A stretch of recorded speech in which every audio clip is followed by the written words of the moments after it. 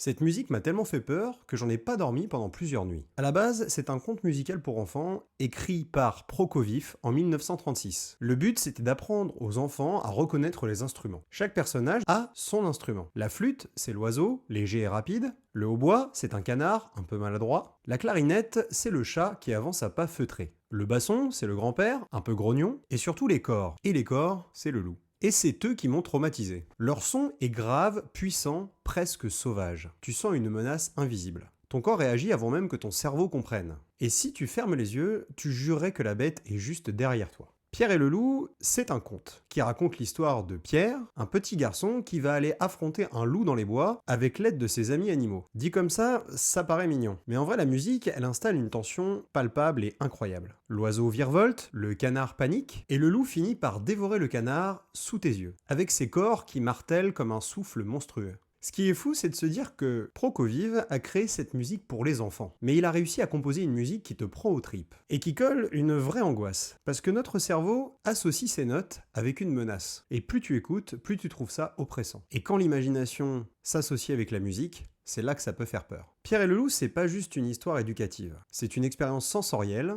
qui te fait imaginer des choses au travers de la musique. Cette œuvre, Pierre et le loup, est un peu les prémices des films d'horreur que l'on peut voir plus tard quand on est plus âgé. Alors dis-moi, toi aussi il y a déjà eu une musique qui t'a fait imaginer certaines choses et qui t'a donné le malaise ?